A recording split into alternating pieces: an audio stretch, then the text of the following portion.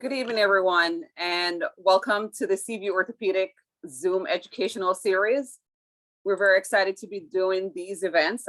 This, I think, is our fourth one, and this is something that we're going to continue. So you could check out our website, and we'll probably include you guys on our newsletter list so that we'll keep you informed of the next event. My name is Michelle Gibson, and I'm here with Layla Jabbar. We're from the marketing team here at Seaview. And tonight we're very excited to have two of our hand surgeons with us and one of our occupational therapists to go over this awesome presentation tonight. So of course, I have to tell you a little bit about Seaview before we get started. We're a multi-specialty practice, over 35 years of experience. We are more of a patient-centered orthopedic practice, family-focused, even though we're a little bit bigger. We're in Central Jersey with 6 locations, Barnegat, Brick, Ocean Township, Freehold, Holmdel, and Monroe. We treat your entire body, spine, knees, hips. We have pediatric orthopedic doctors. And of course, tonight we have 2 of our hand surgeons with us. I'll start out by going over a little bio on our doctors. Dr. Art Vasen is the managing partner here at Seaview Orthopedics. He's a board certified, fellowship trained orthopedic surgeon. He received specialized training and expertise in treating conditions of the shoulder, elbow, and hand. And Dr. Vasen is also trained in shoulder, hip, knee, and ankle. Dr. Vasen graduated from MIT. Then he attended UMD&J Robert Wood Johnson Medical School, where he obtained his doctorate of philosophy and psychology at Rutgers and completed his residency at Case Western Reserve University and his fellowship at Brigham Women's Hospital, Harvard Medical School. Dr. Vasen has held several chairperson, and leadership positions. And as I said, he's the managing partner here at Seaview. My boss's boss's boss. Dr. Gower is a board certified fellowship trained orthopedic surgeon here at Seaview. He specializes in treatment of hand, wrist, elbow, and upper extremity. Dr. Gower is a graduate of the United States Air Force Academy and Georgetown University School of Medicine. He received his orthopedic residency training at Monmouth Medical Center and went on to complete his fellowship in hand surgery at NYU Hospital of Joint Disease in New York City. He's a veteran of 4 deployments, having performed surgery in combat theater in both Iraq and Afghanistan, and is currently an orthopedic surgeon in the Air Force Reserves. Joseph Williams is our occupational therapist, one of our occupational therapists here at Seaview Orthopedics. And this evening, we will be hearing from them where we'll be addressing the burning question of why do my hands hurt in the morning? We want you to hold all questions until the end of the presentation where we'll have a Q&A session. So please mute yourselves. We're trying here on this end, but please mute yourselves. And once again, this will be recorded and you could view on YouTube from our website after. So without further ado, Dr. Vasen, take over. Thank you. That was a gracious introduction, Michelle. Dr. Gower has a very impressive resume, I must say. So the topics we're covering first is number 1, everyone thinks they have arthritis. Is arthritis a generalized condition that everybody gets just because they're aged? A trigger finger. What's a trigger finger? A trigger finger is when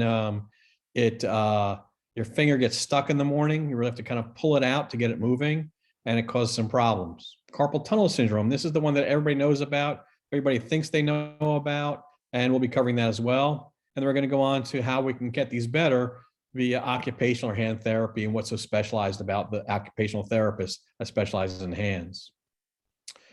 Arthritis of the hands. The first one to discuss is we could talk a little bit about gout.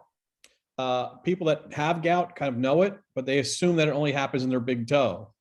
Gout can affect any of your joints. It does go to your fingers. And when it's in your fingers, it gives you the quintessential red, hot, painful joint. Rheumatoid arthritis and psoriatic arthritis are the rarer forms of arthritis.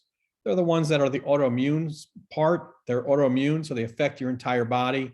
Those are the ones that need a rheumatologist, need someone to treat you medically. Osteoarthritis, that's the one that's wear and tear. That's the one that's much more common. It's very common in the tips of your fingers towards the end where your fingernail is. We call it your distal interphalangeal joint. Tends to run in women, on women's side. So if your mother has it, if your grandmother had it, you're likely to get it. It really doesn't cause much pain, but kind of gives these gnarly looking fingers, gnarly looking knuckles that sometimes look kind of disfiguring, and occasionally will give you some pain as well. The more common one is the base of the thumb. Women between the ages of 45 and 60, this is a very unique joint. It kind of acts as a saddle, so it tends to wear out. The reason we're different from monkeys is because we have an opposable thumb. So this joint takes a lot of stress. A lot of people think it does bother a lot of people when they into pinching, gripping, squeezing things, opening jars, buttoning buttons. Those are things that will bother people at the base of their thumb and gives them a problem, especially first thing in the morning. Those are the arthritises. We're not going to go, yeah, good. So in general, it gives you this dull or burning joint pain. For some reason, your hands are stiff in the morning, especially if they're stiff in the morning. Is more typical of rheumatoid or psoriatic arthritis, but they can bother you throughout the day. When they're swollen, it is again more likely to be some type of rheumatologic disease. Rheumatoid arthritis tends to happen in your knuckles, where your metacarpal phalangeal joints, whereas osteoarthritis tends to happen more in your fingers. The pain could be at any time. People complain of all kinds of different kind of pain. It does tend to wake you up at night, and that's when we kind of consider doing something. People don't like to be woken up at night. Sleep is very important. So that's what a lot of people come in with, that the pain is to the point waking up at night. You can't close or open your fingers as much. You lose dexterity. You lose a lot of strength in your hands. You lose fine motor control. The small bony nodules that form in the middle joints of your fingers, those are the ones that tend to run, like I said, in women, especially throughout their families, and they're disfiguring. I have an old mentor who kind of said, the only thing that you go around that you show people, especially in the winter, are your hands and your face. So although vanity doesn't always play a part, it does play a part in your hands. You are kind of showing the world what you are and who you are via your hands. So the way they look is extremely important to some people. The treatment options. Now, if you have arthritis in your fingers, the best thing you can start with is anti-inflammatory medication. Motrin, Tylenol, Aleve, whatever your favorite is. The concept of splinting or bracing, we tend to try to avoid with arthritis because it'll get it more stiff. If it is the arthritis at the base of your thumb, that's the one that sometimes people can brace. However, if I take your thumb out of commission, you can't use your hand. Most people don't like to wear the brace. Steroid injections. Steroid injections are very effective in alleviating discomfort. A lot of times we don't know why it works or how it works. In general, it's a very strong anti-inflammatory. And as a strong anti-inflammatory, it does make people feel better. People always ask me, how many injections can I get? Well, if you have bad arthritis, the horse is out of the barn. So if you have bad arthritis and you do 2-3 injections a year, it's not going to adversely affect the cartilage that you have now because your cartilage is already bad. If you take that 20-year-old football player and you inject his knees, 3-4 times a year to let him play football, 20 years down the road, he's going to get arthritis and will have a bad effect on the cartilage. But if you're 65 years old, 75 years old, and don't want an operation, injections are a very good way to kind of palliate things. Don't make it perfect, but they make it tolerable.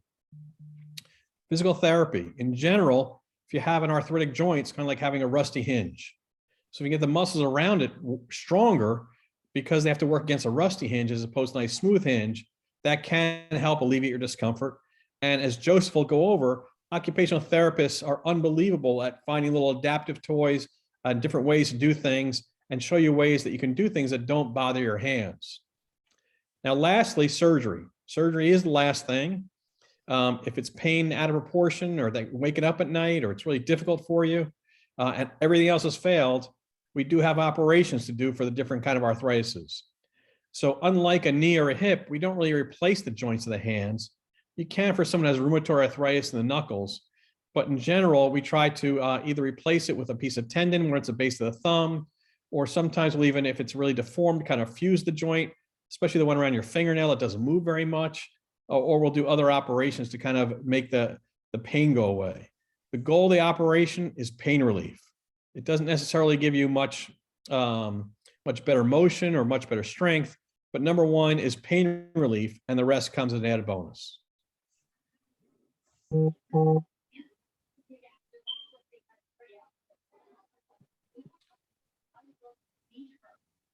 Righty, thank you so much, Dr. Vasen there.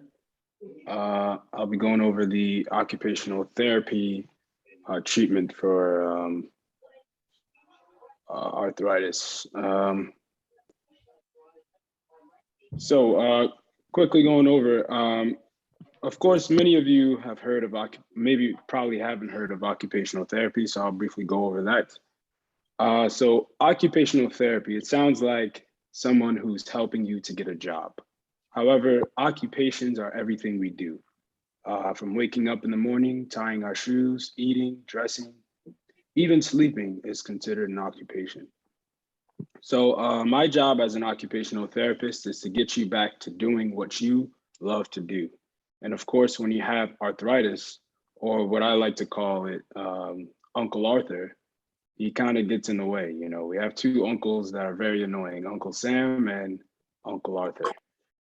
So for treatment with occupational therapy intervention, we definitely want to maximize the amount of occupations and activities our clients can do. As you know, the arthritis typically is a diagnosis that does not just go away. It's progressive. So we definitely need to maximize and change some activities so that you're able to function at your fullest. So one thing that we can do as occupational therapists are manage your pain. So pain is the first thing. If there's any pain there, we encourage you to heat or ice to help alleviate the pain. There's also many splints that we can create to help avoid those range of motions that can cause excessive pain during your daily activities. Splints are another word for them are cast, or things that prevent you from moving your joints in a certain way. And the main purpose of those are to help you avoid the pain. Moving forward, of course, we would like to continue strengthening and also stretching your hands so that you're not, losing any strength while you're resting your hand in the splint. So we'll be able to do that, as well as reduce inflammation that can be caused from the arthritis. So yeah, we can move forward from there.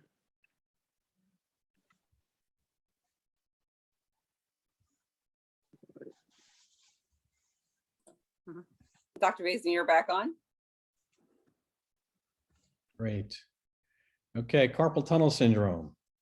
A carpal tunnel syndrome is probably the most common thing that I see in the office. Everyone in the world thinks that they have carpal tunnel syndrome, but they don't necessarily have it.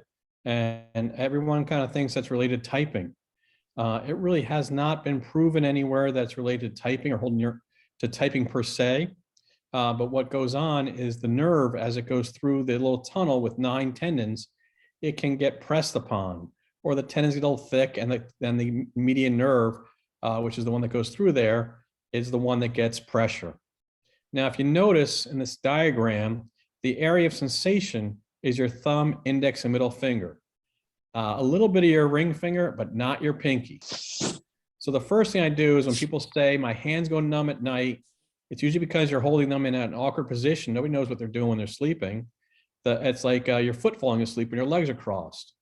So your hand goes numb. The first thing I'll ask them is, does it involve your thumb or your pinky? It's hard to discern whether it's not your index, middle, or ring finger, but between the thumb and the pinky, most people have a good idea. They'll come in and say, it doesn't affect my pinky, it's all the other fingers. I shake my hand out, and when I shake it out, the numbness goes away and I feel better, and then I go back to sleep. That's kind of the quintessential carpal tunnel syndrome. So it does occur more on the thumb side. It spares the pinky. The pinky is done by a different nerve. What causes carpal tunnel is really a position of your wrist in either maximum flexion or extension. So it's when you're holding it in an awkward position for a long period of time. And then there's a bunch of people, we just don't know what causes it. Why does one person get it and not the other? I couldn't tell you. But it does, it's very common, a little bit more common in women than men, has a distribution in your 20s and 40s, and then again in your 60s, your 80s. So you get this tingling during the day. Some people aren't bothered by it at all during the day, but really especially at nighttime.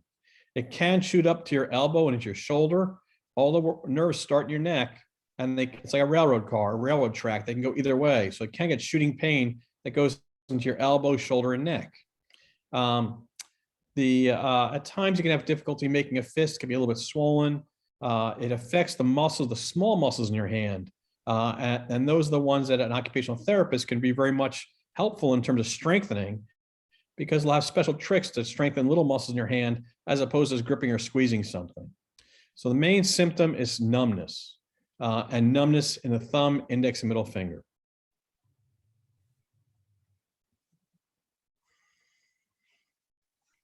Now, the testing. The first thing we do is in a physical exam, we'll first ask questions and try to figure out if it is carpal tunnel syndrome. By talking to the patient and getting what's bothering them, you can often tell that it is carpal tunnel syndrome.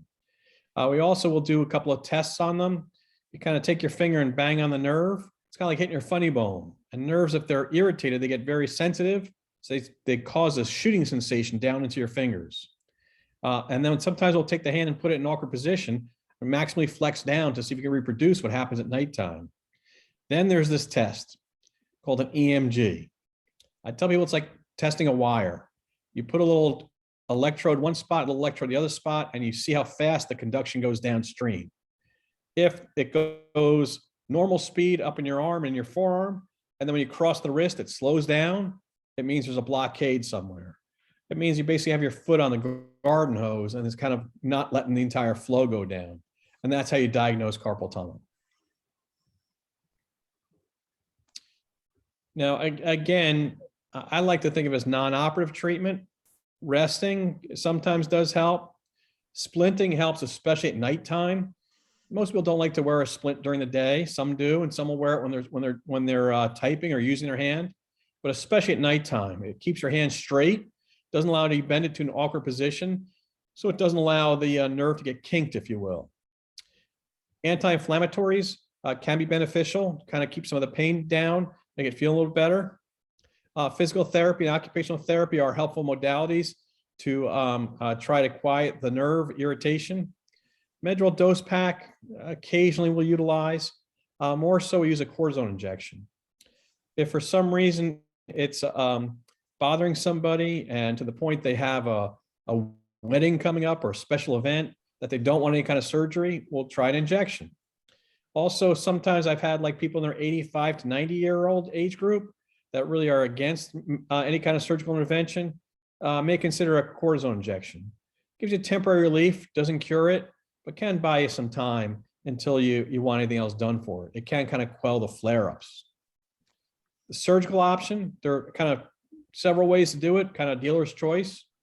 I like the open technique. You make a small little incision and you free up the nerve. If you looked at that diagram way back when, the nerve was kind of trapped by this ligament on top. So you would basically increase the volume where the nerve is. So instead of having this tight ligament on top and on three sides of bone, you free up the tight ligament. And that allows the nerve kind of to have better flow, if you will. So they take the kink out of the garden hose. Endoscopic is just another way to do it. You make a smaller incision, you put a scope in and cut it from the inside out. Both have been proven to be equally effective, really dealer's choice. It depends what surgeon preference is.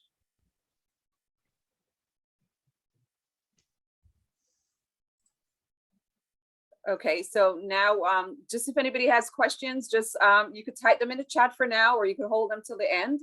We're gonna have Joe now go over the occupational therapy options for carpal tunnel syndrome. Excellent there. Thank you, Dr. Vasen and Michelle. So carpal tunnel, this is pretty much one of the top diagnoses I see currently. And just overall, A lot of folks are familiar with the term carpal tunnel. The symptoms and everything were explained there. As you know, it's a median nerve compression, which causes your fingertips, the first three fingers, and half of the fourth finger to have some numbness. You know, you're picking things up or you're even dropping things while you're doing your activity. So going back to the focus of occupational therapy, we're trying to get you back to doing what you love to do. It can be anything from playing the piano. It's kind of difficult to do that with carpal tunnel. Cooking, dressing, brushing your teeth, and different things that require fine motor activities. These are all things that I would be doing I would help you get back to doing. So in terms of non-surgical rehab, so this is, when a patient comes in and there is no surgery done, however, they're having numbness. My job is to help desensitize the area, so to help you, regain sensation. One of the primary ways I can do this is by creating a resting splint. The splint is a wrist immobilization splint. It will cause you not to use your hands as much because, as you know, carpal tunnel is also a repetitive strain injury. So it's caused from, repetitive use. I've seen a lot of people who work in jobs that require them to use their hands, like, every single task they're doing, it requires their hands. They're whether they're working in a workshop or a mechanic or even a construction worker, it plays a toll in their hands. So splinting and resting is very, very important to help prevent or help the nerve regenerate. Nerves, however, take a very long time to regenerate, but there has been studies showing that they actually do regenerate. What I can also do is supply the patient with some strengthening activities, some retrograde massages, also some desensitizing exercises. One of the prime ones I always give my carpal tunnel patients are, a bucket of rice. It sounds peculiar, but the rice actually helps your nerves receive input. So if you get a bucket of rice, or it can be rice, beans, dry oatmeal, and just lather your hands inside the rice, what it's doing is actually causing your nerves to, regenerate and receive input so that it's able to accelerate the process of healing. So when it comes to surgical intervention, this is when there's, obviously an incision made from the doctor. My first job is to make sure that there's some edema control, pain management, of course. I would also work on range of motion. As you know, from most surgeries, your fingers or hand is immobilized for a certain period of time. So you can kind of get stiff and not be able to make a full fist, which is needed for a lot of different activities. So what I would do is work on range of motion, work on making sure that scar that's present from the surgery doesn't stick or stick to the skin and make it, very rough for you to mobilize your wrist. So we can work on scar management, as well as preventative education.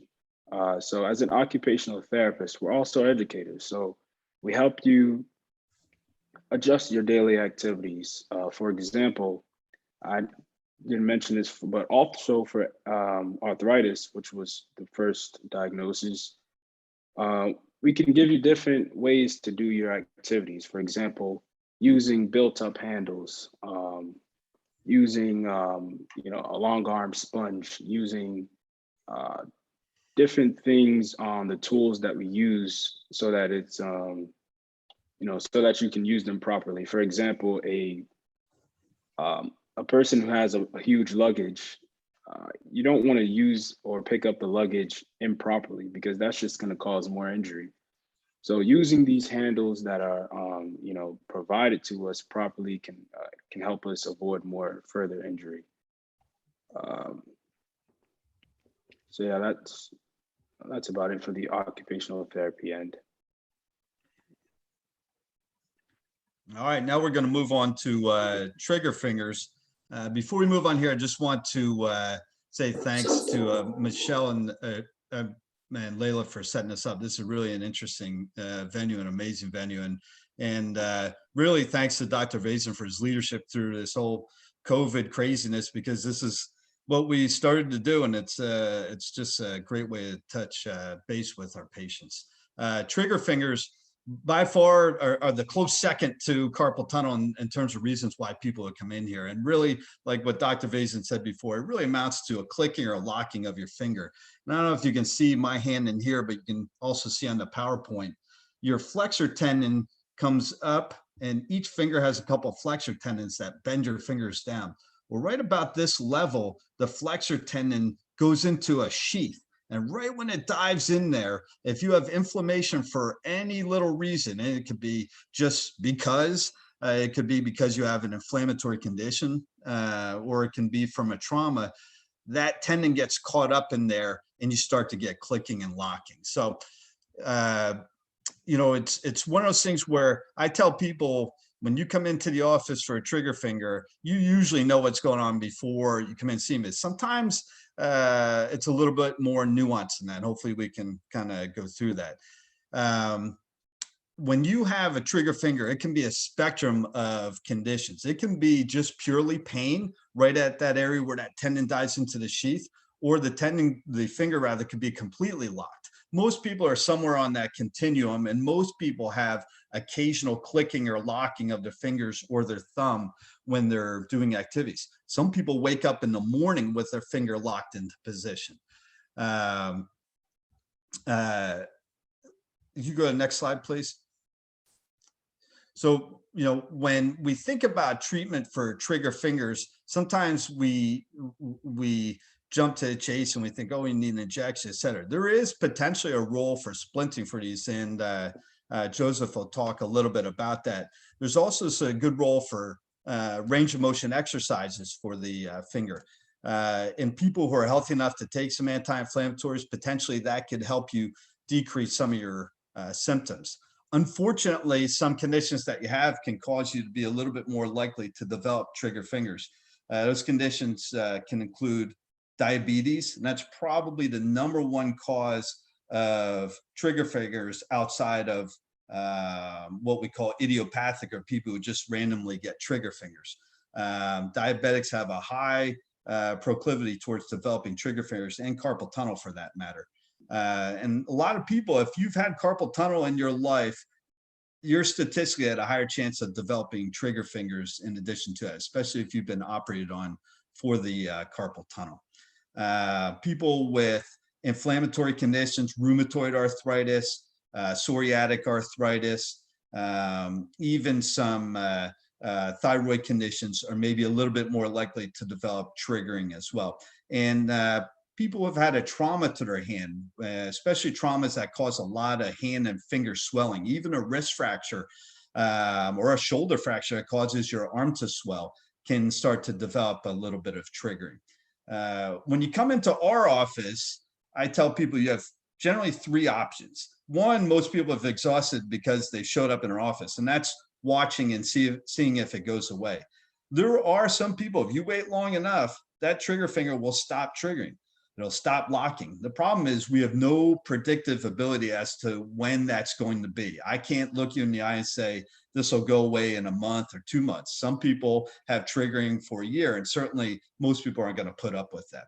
So really, when you come into the office, unless you do want to watch it or you want to try to give occupational therapy a chance right from the get-go, we give you the option of having an injection. This is one of the rare orthopedic conditions where an injection may actually help get rid of your problem as opposed to just providing you pain relief. There's good evidence out there with 1 to 2 injections spread out over about a month, meaning we inject you in the office, see you back in 3 to 6 weeks. and if you're still symptomatic, give you a second injection, that somewhere between 50 to 70% of people have total resolution of their symptoms. And that includes diabetics. There's some evidence that diabetics may not respond as well as the non-diabetic population, but it still may be an option for you. If you are a diabetic, it will raise your sugars for 3 days or so, sometimes even a little longer. It's not been shown to be a problem, but it's something you do need to know about. And it hasn't been shown to be a contraindication to doing it in the office. So we inject diabetics all the time, and it can be useful. If the injections don't work, or in some people, they've had a trigger finger before and they didn't respond to injections, or they've had surgery before and they just want to cut to the most definitive treatment, then surgery is the most definitive treatment for this. I don't know if you can see it on here. I put some incisions for trigger finger surgeries on my index, my middle, and my ring fingers. It's a same-day surgery. We do it in the outpatient setting, typically in surgery centers. You come and go. You use sedation with an IV, just like you are getting a colonoscopy. Instead of getting a colonoscopy, though, you're getting a little incision on your hand. You can do it without sedation, but very, very few people pick that route, but it can be done. The recovery from the surgery for a trigger finger surgery, it's probably a good 4 to 6 weeks before you get your hand mojo back, and maybe about 3 months before you're really getting that heavy strength type activities. The stitches come out in about 10 days or so in the office, and a good portion of people we send to therapy afterwards to get their range of motion back. People have a little bit tougher time after surgery. People have bad arthritis in their fingers.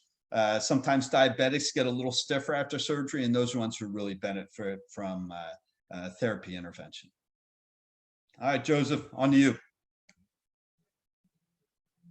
Thank you so much, Doctor. All right. So trigger finger, like Dr. Gower said, it's pretty much competing with the top spots of hand injuries that I particularly see. So trigger finger, as we know, it's a locking in the hand or in the finger due to a nodule that's preventing your tendon from gliding properly. So when it comes to occupational therapy, I'm going to go ahead and drill this in again so that you all can become advocates of OT. My job is to get the patient or the individual back to doing their functional activities.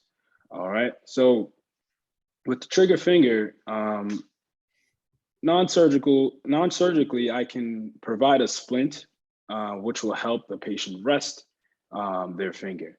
One of the funny things that I always see is when patients come in and show me that they're triggering, and they're, just triggering away, and it's not a good thing to do. So the first thing is to definitely stop the triggering. You want to make sure you're not triggering, because it's just going to irritate the tendon even more. So the splint will actually help prevent you from triggering and allow you to rest. Another funny thing is how resting is very much a great medication that should be prescribed to all of us, because I know all of us can use more of that. But yes, so that's pretty much it for non-surgical treatment. We also have different modalities we can provide, such as electrical stimulation and ultrasound, to help heat those joints up so that we can, get a good stretch and allow the person to use their fingers functionally. But when there is surgical treatment, of course, the patient is going to have to undergo some scar management, because there will be a scar, and the worst thing ever is having a surgery to fix one thing and then not following up with proper scar treatment, which causes more of a deficit and more of a tightness in the finger. So one thing that I certainly do is help with stretching and range of motion, so helping my patients receive that full range of motion so that they're able to make a full fist, use their fingers for fine motor things like zipping up a jacket or buttoning up a shirt. I can also provide soft tissue massages. Again, use different modalities, which are things like electrical stimulation to help strengthen the fingers back. I also love to provide a putty home exercise program for my patients, not only for trigger finger, but also any diagnosis that comes in. Home exercises are very, very essential because when it comes to one-on-one care, looking throughout the week, you're only seeing me maybe 3 days a week, and it's really, really vital for the patient to also do some exercises at home. So what I always do is provide home exercise programs for my patients to continue their therapy at home. That will require me to educate and also provide the exercises. So putty is a good form of strengthening. It comes in different consistencies. So usually we'll start off light, and as you progress through therapy, I would provide you with, progressive strengthening exercises. So exercises that increase in rank, all right, and increase in weight. So yeah, that's pretty much the rule of thumb for occupational therapy and in treatment with trigger finger. Okay, Joseph, thank you very much. So Lily is going to take over the Q&A portion, of course, and go over how you can make an appointment with Seaview if you wanted to see one of our hand surgeons or for occupational therapy. So the Q&A session will be open in a minute. Layla? Hello, everyone. So I'm just going to read a few questions that we got in the chat. If you are uncomfortable on camera, unlike me, feel free to go ahead and throw them in the chat and I'll read it for you. Once I'm done with these 2 questions in the chat, I will, ask you to unmute yourself and you can ask the questions directly to the doctors or to Joseph. So the first question was from Natalia. Good evening, everyone. Well presentation so far. Thank you. Is it possible that if you're iron deficient, you are more likely to have arthritis? Doctors?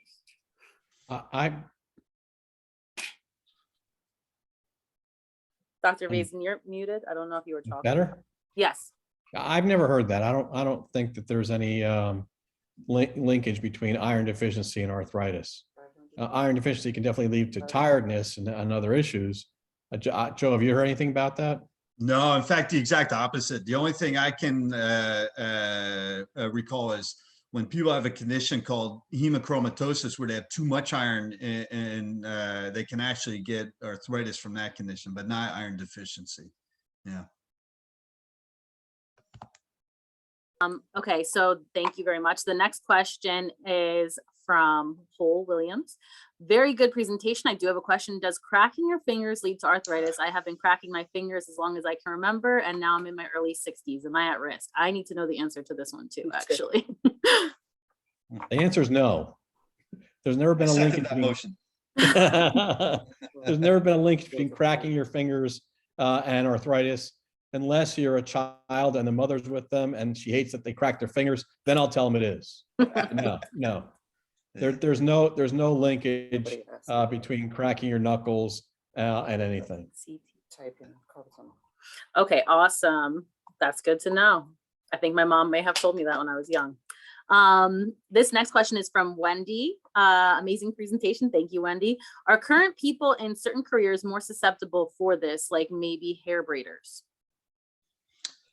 I don't know if the career necessarily causes it, but what they do in their career, exacerbates it. And I tell you, we see a lot of hairstylists, a lot of dental hygienists, a lot of people who do pinching type activities, because these are the kind of things, the arthritis, the trigger fingers, the carpal tunnel, that are problematic when you're doing those little things. And hairstyling, hair braiding, that's brutal over a lifetime. That's a lot of pinching, repetitive, pulling, gripping, grasping.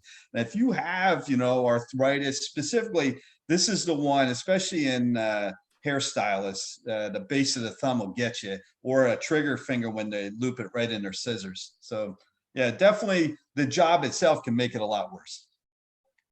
And I don't know, Joseph, that might be a question for you as well. Did you want to jump in there, or did you have anything additional?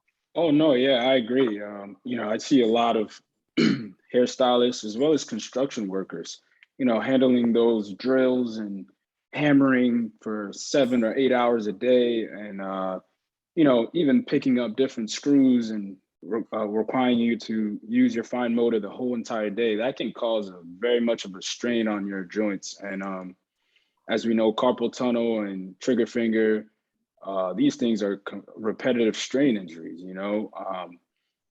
Even brings me to a thought of how we use our phones. You know, there's a point where, you know, if you're texting all day, you're scrolling all day, your CMC joint, which is the joint in your thumb here, it can get aggravated, you know, and cause some pain there. So it's definitely whatever you're doing repetitively over time can wear down. Gonna have a whole generation of people coming in for hand and neck problems because of the phones. The head down and the fingers Yeah. gone. One thing, one little shout out to Joseph and the therapists are, a lot of people will go to the gym and lift weights and work their big muscles, but they don't work the fine little muscles in their fingers. And the therapists have a lot of little toys for you. I shouldn't call it toys, therapeutic techniques, like using different kind of rubber bands or you know, clothespins to concentrate on the small muscles in your hand to deal with a lot of the dexterity. A lot of these things are known to musicians. A lot of musicians, whether guitar players or piano players, will work on the fine motor skills and the fine small little muscles in their hand, but most everyday people don't. And some of them need to. And that's why the therapist can come in, show you what to do. And a lot of it you can do at home long term if you really have a high demand on your job. That's awesome. Yeah. We have a few more minutes, so I just want to make sure that anyone who has questions can get them answered. Would anybody like to unmute and ask a question? Oh, actually, I'm sorry. Lisa did ask me a question in the chat and I almost missed her. Lisa asked, thank you for this very informative webinar. Thank you, Lisa. The base of my non-dominant thumb has been causing me a lot of pain and of course improves when I rest, i.e. not typing at work. Any home exercises that can be recommended? Go to you, Joseph. All right. So can you reiterate that question for me? You're working. Yeah. Sounds So like CMC arthritis. yeah, basically any home exercises for pain that happens when she's been her non-dominant thumb has been causing her a lot of pain, but improves with rest. Like when she's not typing for work, she's looking for some exercises. Beautiful. So I'll show you a few on camera today, but it's good that the rest is helping. I always love to, you know, encourage every patient to, you know, rest it out. You know, you don't want to do too much because resting is like I said, a great drug and a great, you know, medication that is poorly prescribed. But so one exercise is definitely thumb opposition. So what that is just opposing your thumb and touching every fingertip all the way down to the pinky.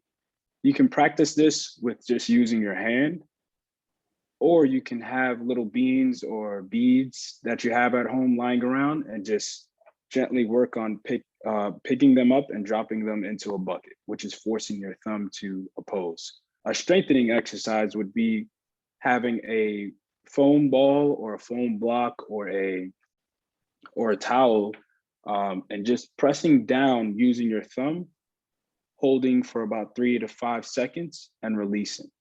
This is something you can do 30 times, 3 times a day, or even more if you have time. You're just pressing down and releasing. Another one is the thumb going out. So that's called abduction, which is bringing your thumb and just bringing it out this way. So you can bring it out 30 times, 3 times a day, as well as the thumb flexion.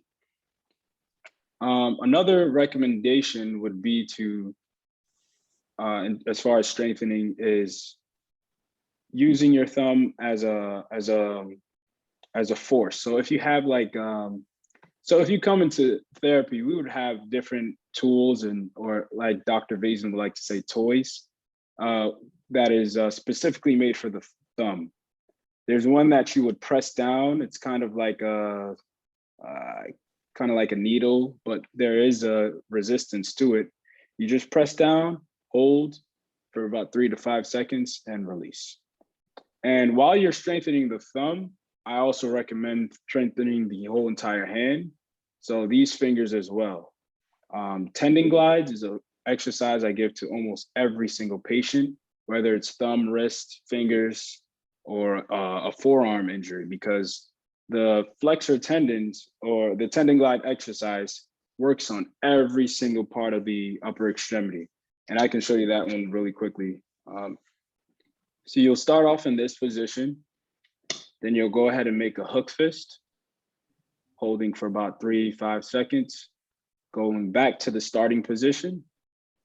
After that, you'll make a tabletop fist, which is just bringing down your these knuckles here, holding for about 3 to 5 seconds, going back to the starting position.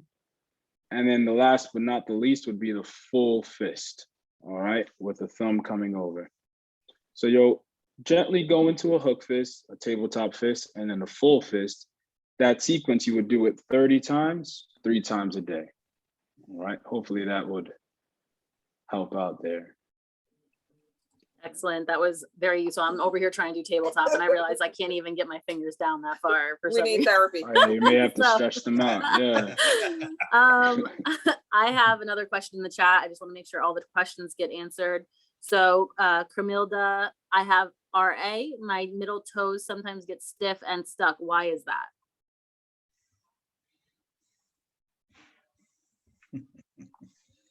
that? All joints with rheumatoid arthritis can get stiff and stuck, especially your toes, because the rheumatoid arthritis can affect the joint where the toe meets the foot. And if it does that, it doesn't glide very well, and it will get stuck because it doesn't have a smooth surface to glide on when you're bending it. Without seeing your foot and telling, but that's usually the most common thing to do. It's very uncommon to have a trigger toe. Trigger fingers are much more common, but you can have a rheumatoid nodule. The growth of the rheumatoid arthritis can affect tendons, and you can affect your toes, much less common. Usually it's that the fact that the joint is just not as smooth as it was. Excellent. Thank you. I don't see any other questions in the chat. Does anybody else have any questions that they would like to ask themselves versus typing it out? You would just have to unmute yourself in order to ask those questions. Anyone? Hi, can you see me? Yes, we can. Hi. Well, first of all, I want to thank all of you for being here.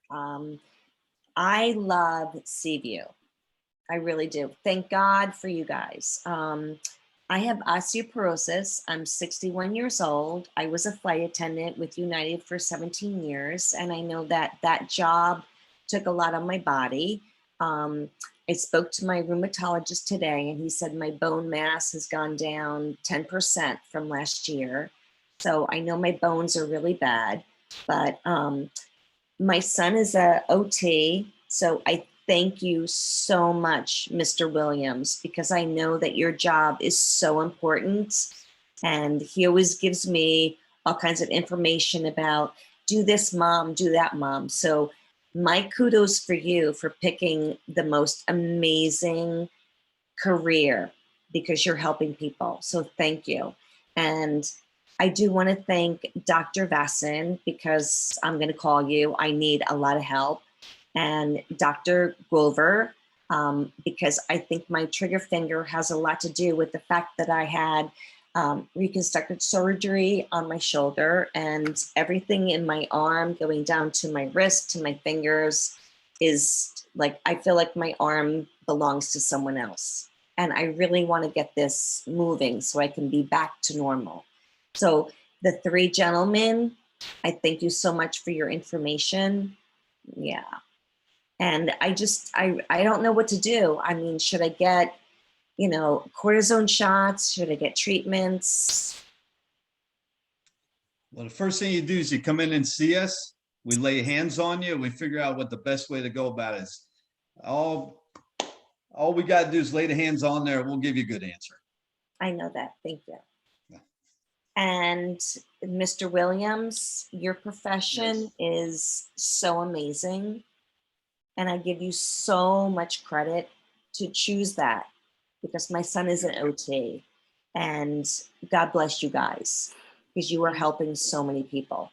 Thank you, Terry. Yeah, Terry thank is you. a great patient of ours, and I appreciate the feedback. Thank you so much. And I know some people have to jump, so I just want to make sure, does anybody else on? I know there's, several people on still. Does anybody have any other questions that they'd like to ask the doctors? Now is the time, or Joseph, regarding the therapy.